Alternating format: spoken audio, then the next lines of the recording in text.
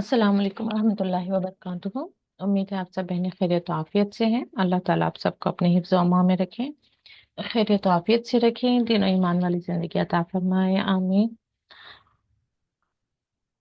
सूरे अनाम आया number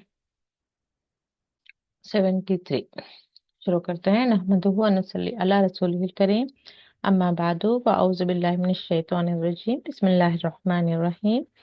rabbi इश्रह ली सदरी व यस्सिर ली अमरी वाहलुल उक़दतम मिन लिसानी यफ़क़हू क़ौली। रब्बि ज़िदनी इल्मा, अल्लाहुम्मा फ़क़्हिना फ़िद्दीन, रब्बि यस्सिर व ला तुअस्सिर व तम्मिम बिल खैर। तो कल इस आयत पे बात हो रही थी। व हुवल्लज़ी ख़लक़स समावाति वल अर्ज़ बिल हक़्क़ि व यौमा यक़ूलु कुन फ़यकून। यानी कि अल्लाह, वही अल्लाह वो है जिसने पैदा किया आसमान और ज़मीन को हक़ के साथ, यानी कि ठीक तौर पर। इसमें कोई कज्जी नहीं, कोई कमी बेशी नहीं। और जैसे कि आमतौर पर इंसान अक्सर खुद ने फसाद फैलाया हुआ है जमीन पर। जो इवन जो क्या कहते हैं जमीन पर, जैसे नेचुरल सोर्सेस में भी जिस तरह से एक एग्जाम्पल के डिफॉरेस्टेशन के पेड़ों को बहुत काटा गया तो जाके जमीन बंजर हो गई। फिर क्लाइमेटिक जो चेंजेस आ रहे हैं, अब ग्लोबल वार्मिंग जो कह रहे हैं, तो ये चेंजेस भी इंसान के अपने हाथ के बनाए हुए हैं। यानी कि खुद जब इंसान ने हद से बढ़कर इन चीज़ों को, जो अल्लाह ताला ने जिस तरह से उसे पैदा किया था, उसमें जब उन्होंने फसाद किया, फसाद का मतलब सब आ जाएगा। जैसे कि इंसान अ, जितने पोल्यूशन है आजकल, साउंड पोल्यूशन हो या एयर पोल्यूशन, वाटर पोल्यूशन, इसको साइंस में हम इस तरह से नाम देंगे, लेकिन अरबिक टर्मिनोलॉजी में आप लेंगे तो ये फसाद है। यानी कि इंसान ने अपने हाथों से अल्लाह ताला की बनाई हुई चीजों में बिगाड़ पैदा किया है। वरना अल्लाह ताला ने तो हर चीज जो है परफेक्ट बनाई थी, जिसमें इंसान के लिए सिर्फ सुकून और इत्मीनान का ही बाइस था। लेकिन जैसे जैसे शैतान वसवसे डालता गया इंसान के अंदर, कभी दुनिया की हरीस, कभी खुद को जैसे कि कामयाबी हासिल करने का जुनून है या हसद है, यानी कि इंसान की अपनी खुद की कमियों और खुद की बुराइयों ने इस दुनिया में भी जो है एक तरह से फसाद पैदा करके अब हर एक की जिंदगी जो है मुश्किल हो गई है। अब एक जस्ट एक इंटरेस्ट सिस्टम ही ले लें, हम बैंकिंग सिस्टम को ही ले लें, तो ये जो पूरा सूद का एक सिस्टम इन्होंने बनाया है, पूरा एक जाल, एक नेटवर्क सा बनाया है, एक ट्रैप सा बनाया है, जिसमें मालदार लोग मालदार ही होते चले जा रहे हैं और गरीब जो है गरीब होते चले जा रहे हैं। चाहे कोई भी एक सिस्टम ले ले, ये सारा सिस्टम इंसानों ने बनाया है और इसमें सिर्फ इंसान की तबाही और बर्बादी है। इवन टेक्नोलॉजी भी आप देख लें, साइंस टेक्नोलॉजी जो डेवलपमेंट्स हैं, जो इंडस्ट्रीज बनाए हुए हैं, जो इन्होंने मॉडर्न टेक्नोलॉजी के नाम पर जो चीजें बन रही हैं, ये सारे एट द एंड आप उसके देखेंगे तो डिसएडवांटेजेस ज्यादा हैं। तो अल्लाह ताला ने तो आसमान और जमीन को बिल्कुल हक बिल्कुल ठीक तौर पर पैदा किया, लेकिन इंसान ने उसको बिगाड़ दिया। ये बस ऐसे मैंने बताया। यौम यकुलु कुन फयकून, अल्लाह ताला जब कहेगा कि हो जा तो वो हो जाएगा। हालांकि अल्लाह ताला ने कह दिया कुन फयकून, तो वो होता चला जा रहा है। कौलुहुल हक, उसकी बात जो है सच्ची है, और उसी के लिए क्या है, बादशाहत है। यौम युनफखु फी सूरी, और जिस दिन फूंका जाएगा सूर। आलिमुल गैबी व शहादती, गैब और जाहिर का जानने वाला है। वह वल हकीमुल खबीर, और वही हिकमत वाला, खबर रखने वाला है। तो ये आलिमुल गैबी व शहादती और सूर से क्या रिलेशन है, कि जिस दिन सूर फूंका जाएगा तो हम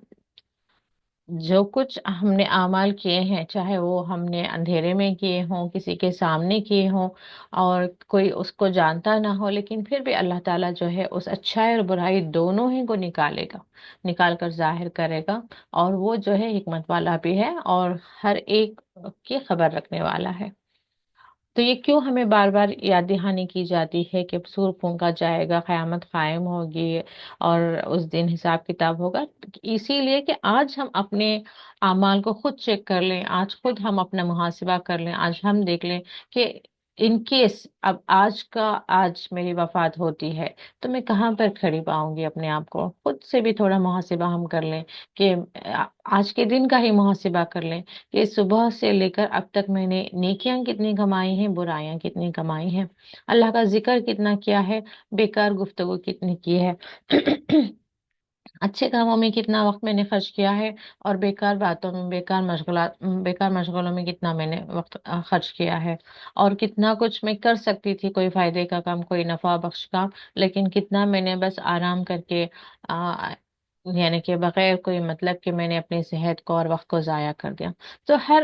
ایک کا ہمیں حساب تو دینا ہی ہے۔ اب یہ انسان سوچ رہا ہے کہ میں سو سو کر اٹھی ہوں، میں نے تو زبان سے کوئی برائی کی نہیں ہے، یعنی کہ آج تو میری کوئی برائی ہوئی نہیں، فجر کے بعد اب تک 10 بجے تک میں سو کر اٹھی ہوں، فجر تو میں نے پڑھ لی تھی، قرآن بھی میں نے پڑھ لیا تھا، مارننگ اذکار بھی کر لیے تھے، اب تک میں بس سو کر اٹھی ہوں، تو اب اس میں گناہ والی کیا بات ہے؟ نہیں، انسان کو ضرورت ہے تو ضرور سوئے، جتنا اس کو ضرورت ہے اتنا ضرور سوئے۔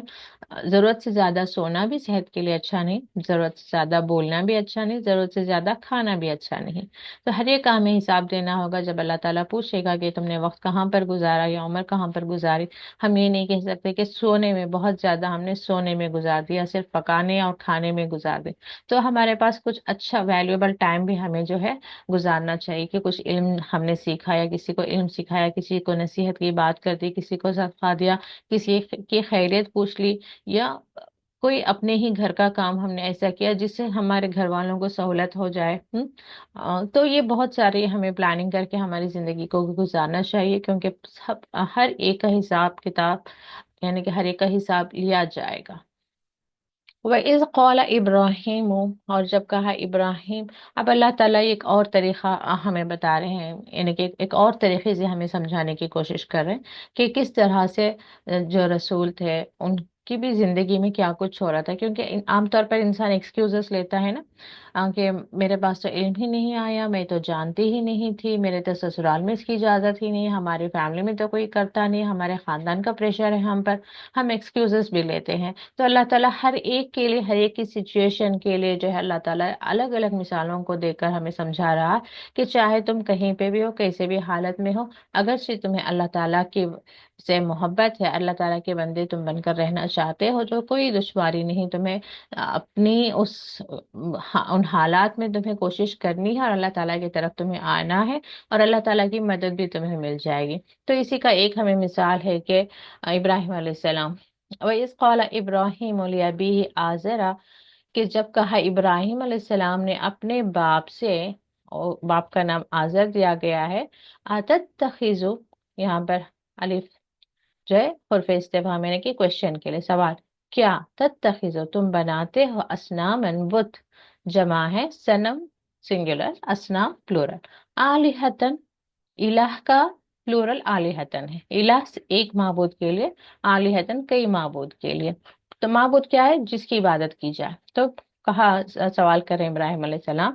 کیا تم بتوں کو اپنا الہ مانتے ہو؟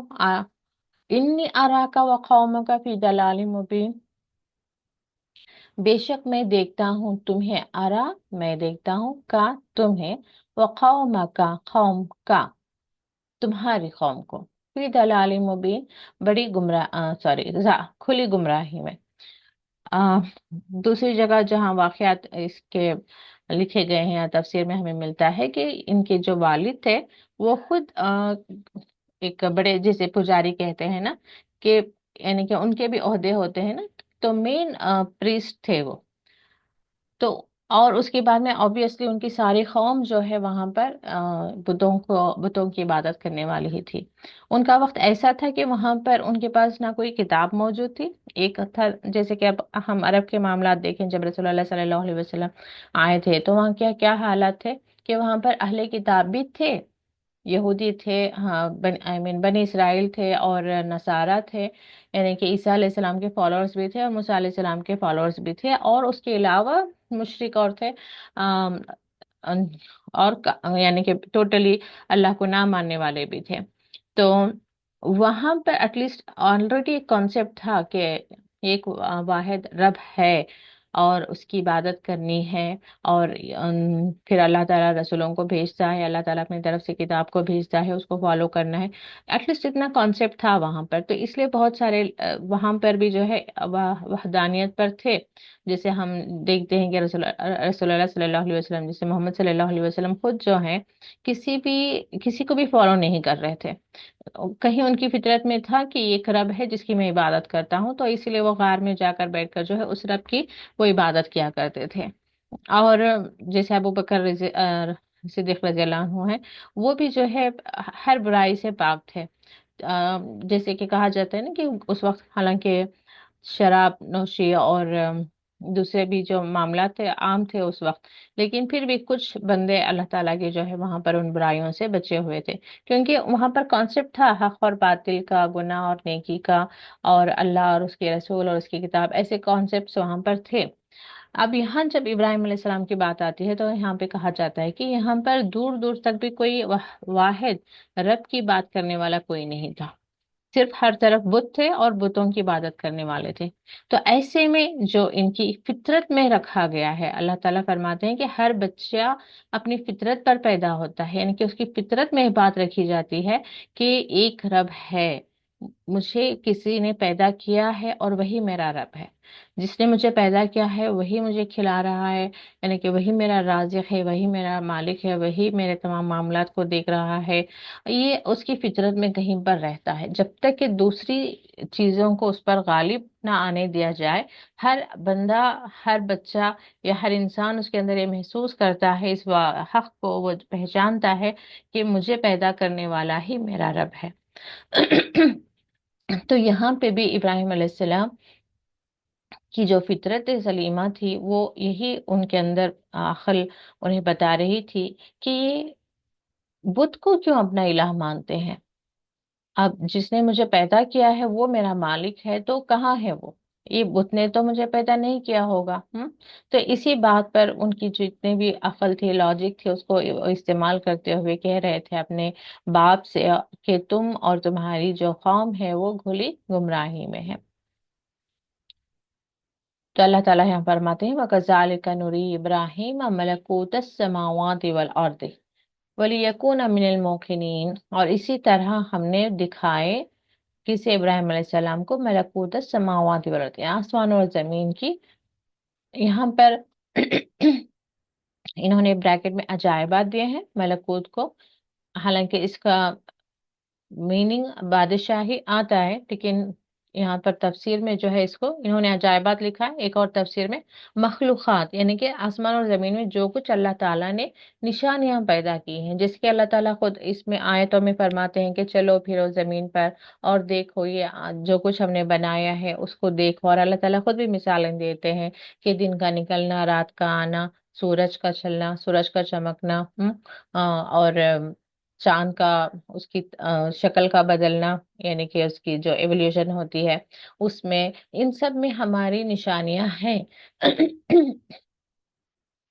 تو انہی نشانیوں کی بات یہاں پر ہو رہی ہے کہ وہی جب نشانیاں ابراہیم علیہ السلام کو اللہ تعالیٰ نے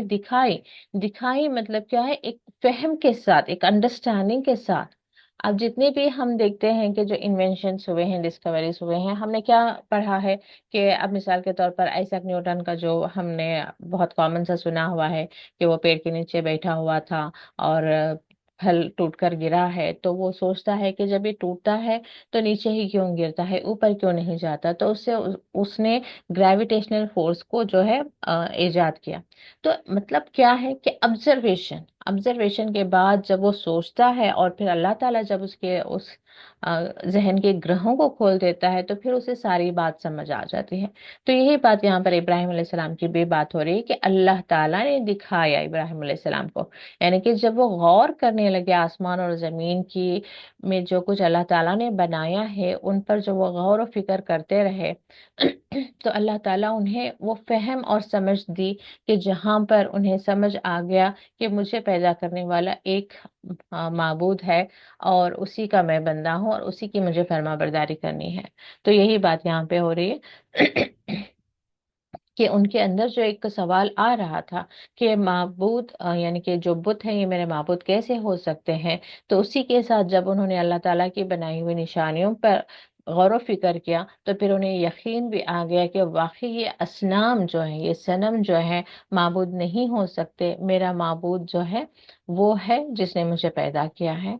اور کہیں پر آیتیں بھی آتی ہیں جہاں پر ابراہیم علیہ السلام کہتے ہیں نا کہ میں جب بیمار ہوتا ہوں تو وہ شفا دیتا ہے۔ سوری، جب کیا آتی ہے کہ ہاں، کیا کہہ رہی تھی میں؟ ہاں، مجھے پیدا کرنے والا وہی ہے، جب میں بھوکا ہوتا ہوں تو وہی کھلاتا ہے، وہ آتی ہے نا آیتیں، یعنی کہ ان کے غور و فکر میں وہ بات آ گئی کہ رب کون ہے۔ رب وہی ہے جو ہمارا رازق، ہمارا خالق کے ساتھ پھر ہمارا رب، یعنی کہ ہمارے تمام معاملات کو دیکھنے والا، اور پھر ہمارا رازق بھی ہے۔ پھر ہمیں یہاں سے جب رخصت ہوں گے تو یعنی کہ موت دینے والا بھی وہی ہے، اور پھر جب موت کے بعد اٹھایا جائے گا تو پھر اسی کے سامنے ہمیں کھڑا ہونا ہے۔ تو پورا آل راؤنڈ ہمارا بگننگ اینڈ اینڈ وہی پر ہے، کہاں پر؟ اللہ تعالیٰ کے پاس ہی۔ تو ہمیں پھر ادھر ادھر بھٹکنے کی ضرورت نہیں ہے، اللہ تعالیٰ کے بندے ہیں، اللہ تعالیٰ کی طرف ہی لوٹ کر جانا ہے، تو ہماری یہ سرکل جو ہے ایسی ہی بنی رہنا ہے۔ بس ہم جب تک ہیں اللہ تعالیٰ کے ہی بندے ہیں، پھر اللہ تعالیٰ کی طرف ہی جو ہے ہمیں لوٹ کر جانا ہے، اس حال میں کہ ہم اللہ تعالیٰ ہم سے راضی ہوں اور پھر ہم بھی اللہ تعالیٰ سے راضی ہو جائیں۔ تو اس میں بھی کچھ مثالیں اللہ تعالیٰ دے رہے ہیں کہ کس طرح سے ابراہیم علیہ السلام نے آبزرویشن کیا۔ فلم ماں، پھر جب جنہ اندھیرا، جن کو بھی جن جو کہتے ہیں اسی لیے کیونکہ وہ چھپا ہوا ہوتا ہے، یعنی کہ ہماری آنکھوں کو نظر نہیں آتا۔ ایون جو نیو بورن بیبی ہوتا ہے، یعنی کہ انفینٹ جو ابھی ماں کے رحم میں ہے، اس کو بھی جن کہتے ہیں کیونکہ وہ ابھی نظر نہیں آ رہا ہے۔ تو ایسے ہی جنہ اسی کا مطلب کیوں ہے؟ اندھیرا یعنی کہ چھپ جانا، چیزوں کا چھپ جانا۔ جنہ یعنی کہ چھپا لیا یا اندھیرا کر لیا، علیہ اللیل، رات نے، رآ کوكبن، یعنی کہ جب رات چھا گئی، اندھیرا ہو گیا،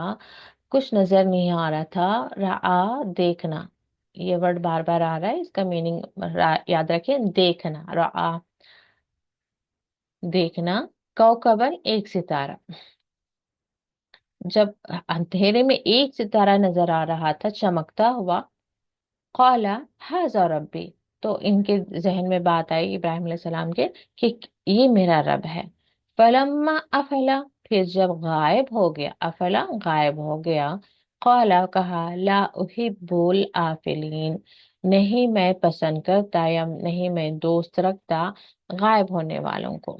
یعنی کہ پہلے تو خوش ہو گئے کہ ہاں یہ میرا رب ہے، لیکن جب وہ غائب ہو گیا تو انہیں اچھا نہیں لگا، یہ کیسا رب ہے کہ غائب ہو گیا۔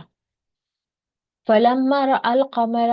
پھر جب دیکھا چاند کو، بازغن چمکتا ہوا، قال هذا ربی، یہ میرا رب ہے۔ فلما افلا، پھر وہ بھی غائب ہو گیا، قال لئن لم يهدني ربی، تو پھر اس وقت انہوں نے کہا کہ اگر نہیں تو نے ہدایت دی، لم نہیں، یہدینی ہدایت دی مجھے، ربی میرا رب، لأکونن، لا کو الگ کریں، الف کو الگ کریں، لا نہ پڑھیں، یعنی کہ کبھی آبزرویشن نہیں رہتا تو جلدی پڑھتے ہوئے غلطی نہ کریں۔ ل الگ ہے یعنی کہ ضرور، اکونن یا یقیناً، اکونن الف یعنی میں، لاکونن میں ضرور ہو جاؤں گا، من القوم الضالین گمراہ لوگوں میں۔ یعنی کہ اگر رب ہے تو ہدایت بھی وہی دینا، یعنی کہ جب زندگی وہ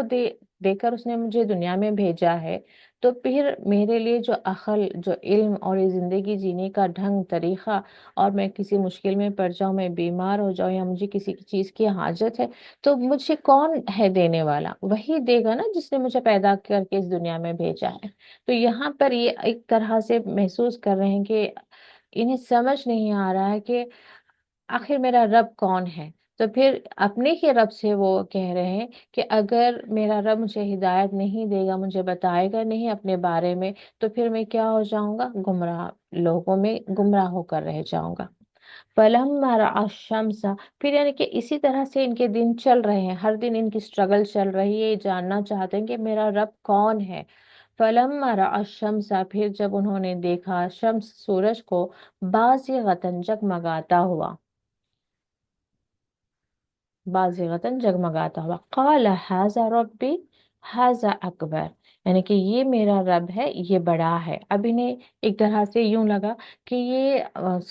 جو پہلے میں نے ستارہ دیکھا پھر چاند دیکھا، اس سے تو یہ بڑا ہے اور اس سے بھی زیادہ چمکدار ہے، تو یہ میرا رب ہے۔ فلما افلت قال یا قوم انی بریء مما تشرکون، پھر کہا کہ اے میری قوم، یعنی کہ وہ بھی غائب ہو گیا، سورج بھی غائب ہو جاتا ہے مغرب میں، تو کہا بے شک میں بری ہوں اس سے جس کے جو تم شرک کرتے ہو، کیونکہ آلریڈی ایسے لوگ جو اللہ تعالیٰ کو نہیں مانتے، وہ ان کے فرقے فرقے بٹے ہوئے ہیں، آج بھی ہم دیکھ سکتے ہیں، جسے ہم ستارہ پرست کہتے ہیں، اور کوئی چاند کی طرف بھی جیسے سورج دیوتا، ہم سنے ہوئے ہیں نا یہ الفاظ، اور چندر دیوتا، یعنی کہ ہر ایک کو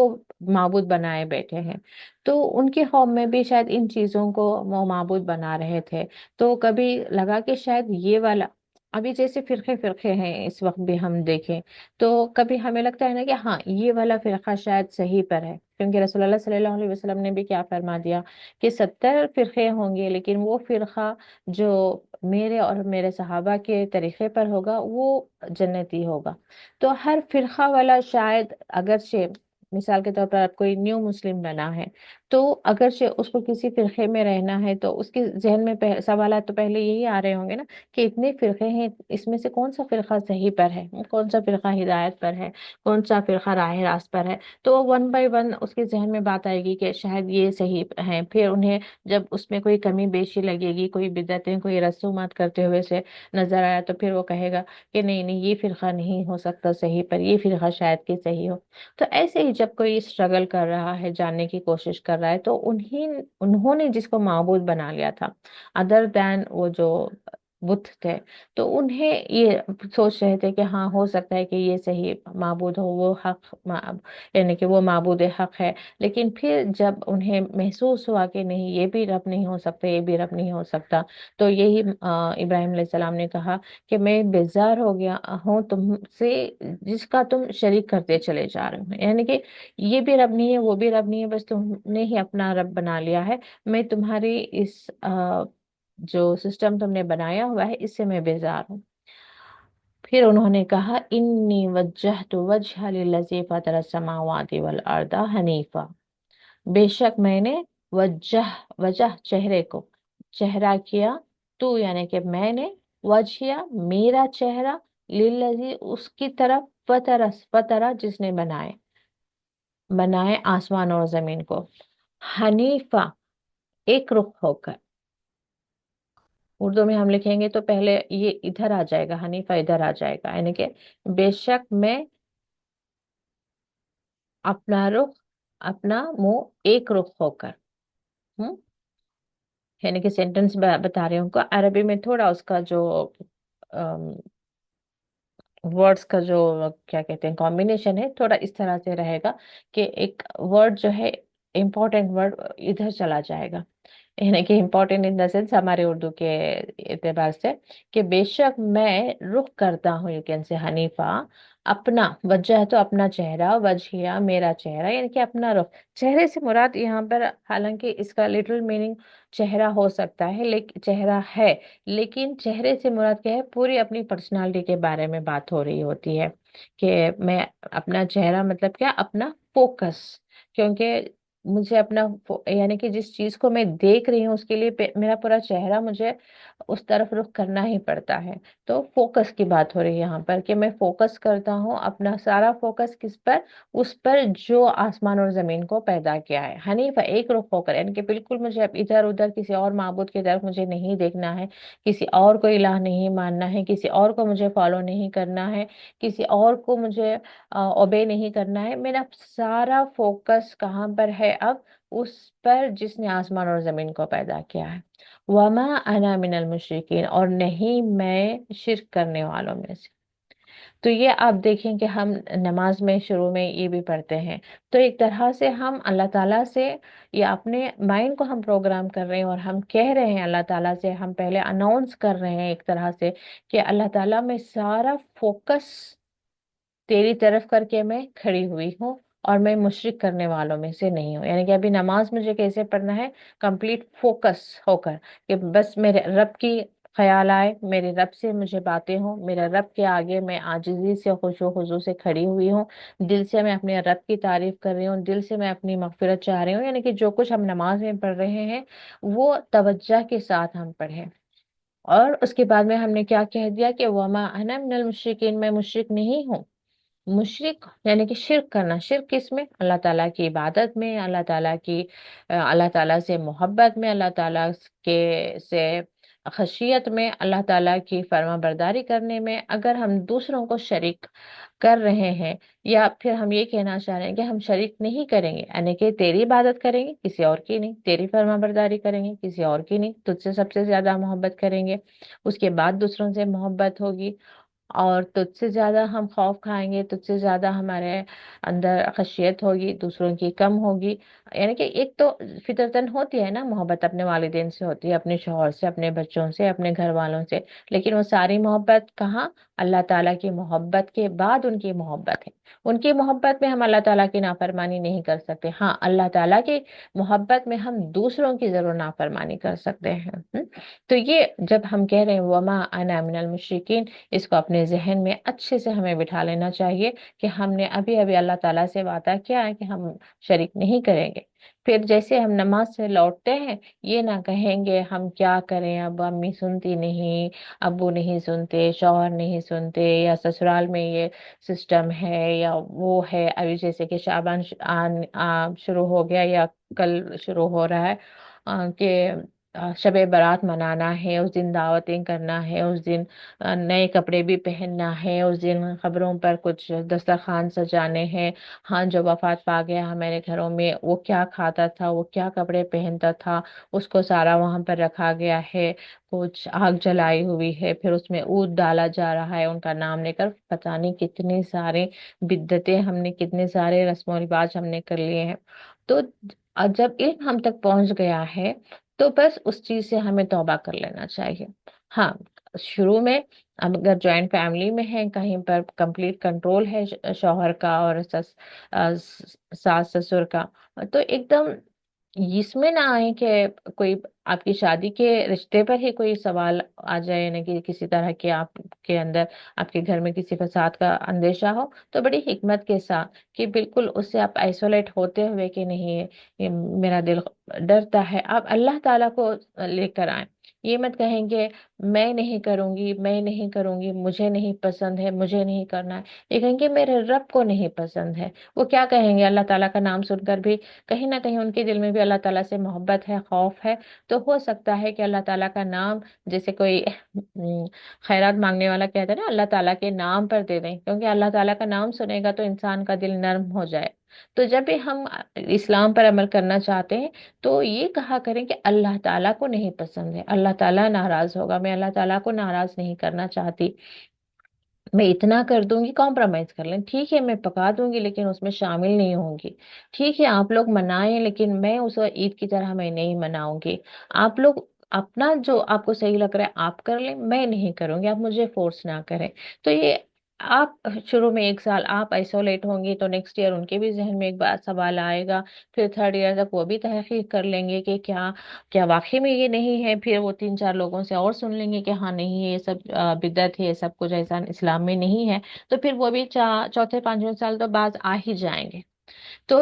ہماری کوشش یہ ہونی چاہیے کہ ہم انہیں جو اندھیروں میں ہے علم کی طرف لے کر آئیں، جو باطل پر ہے انہیں حق کی طرف لے کر آئیں، خود ہی باطل میں، خود ہی صرف اس لیے کہ وہ ناراض ہو جائیں گے، اب وہ کچھ کہیں گے، یہ کچھ کہیں گے، کیا کہیں گے؟ اللہ تعالیٰ کے سامنے پہلے اپنے بات رکھتے ہیں، اللہ تعالیٰ میں تیری رضا حاصل کرنے کے لیے، تیری فرما برداری کرنے کے لیے میں اس کام سے توبہ کرتی ہوں، میں اس میں شامل نہیں ہونا چاہتی، اس بدعت میں نہیں، ہاں اس میں پارٹیسپیٹ کرنا چاہتی، تو اللہ تعالیٰ تو میری مدد فرما۔ اب آپ اسٹینڈ لیں، اللہ تعالیٰ آپ کو علم بھی دے گا، حکمت بھی دے گا، اور پھر سامنے والوں کے دل بھی نرم کر دے گا۔ تو ہم کیا نماز میں کہہ رہے ہیں اس کو اگرچہ پہلے نہیں مطلب معلوم تھا تو اس کو دوبارہ سے دیکھ لیں. ہم اللہ تعالیٰ کے سامنے کھڑے ہو کر ہم اللہ تعالیٰ کو یعنی کہ ایک طرح سے ہم گواہی دے رہے ہیں کہ انی وجہت وجہ للذی فطر السماوات والارض حنیفا،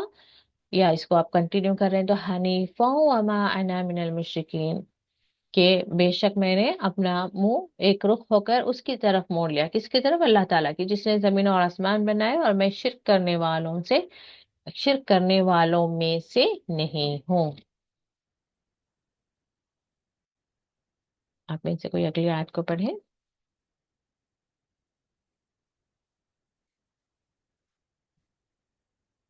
جی فرحا. السلام علیکم ورحمۃ اللہ وبرکاتہ. آپ وعلیکم السلام ورحمۃ اللہ وبرکاتہ. خیریت فرحا؟ خیریت کیا آپ؟ الحمد للہ. آپ خیریت کیا؟ آپ جی گھر جی میں سب اچھا ہے؟ الحمد للہ سب خیریت سے ہیں.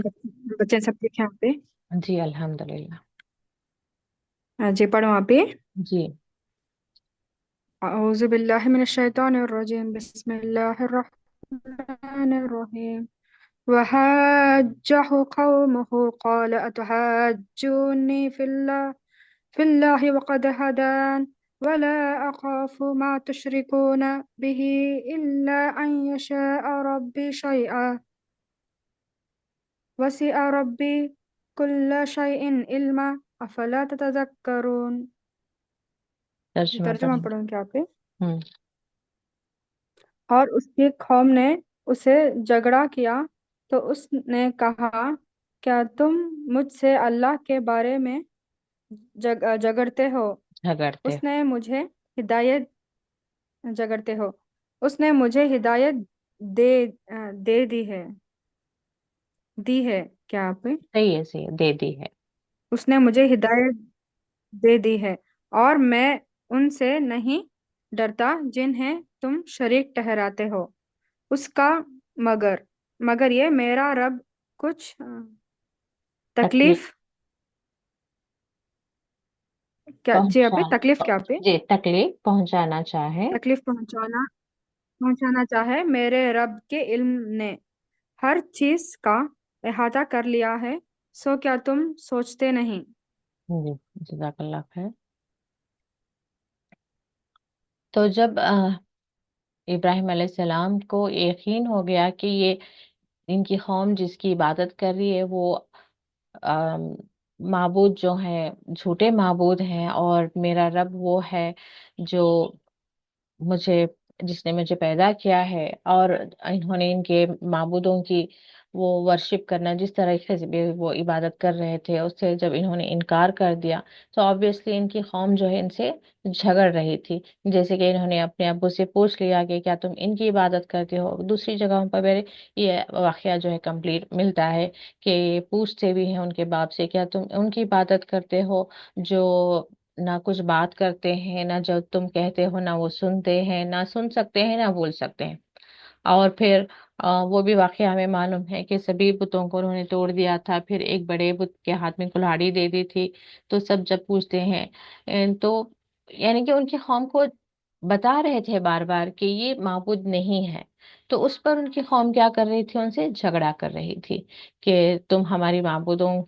کے بارے میں یہ کیا باتیں کرتے ہو کہ تم ہمارے معبودوں کا کیوں انکار کر رہے ہو، وغیرہ وغیرہ. تو ابراہیم علیہ السلام یہی کہتے ہیں تو حاجونی، کیا تم مجھ سے حجت کرتے ہو یا جھگڑتے ہو اللہ کے بارے میں،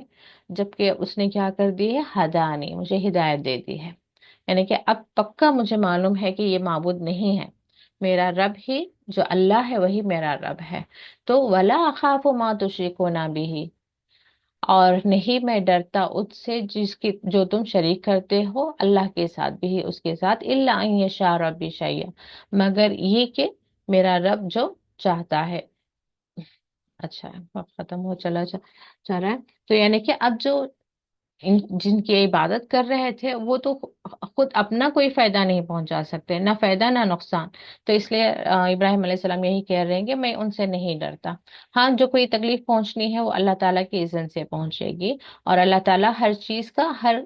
کا علم اس کے پاس یعنی کہ احاطہ کیے ہوئے ہے کہ کب کیا ہو رہا ہے، کیا ہونے والا ہے، یہ سارا علم اللہ تعالیٰ کے پاس ہے۔ افلا تتذکرون، تو انہیں سے سوال کرتے ہیں کیا تم غور و فکر نہیں کرتے، کیا تم سوچتے نہیں؟ انشاءاللہ کل کنٹینیو کریں گے۔ جزاکم اللہ خیرن کثیرا۔ السلام علیکم ورحمۃ اللہ وبرکاتہ۔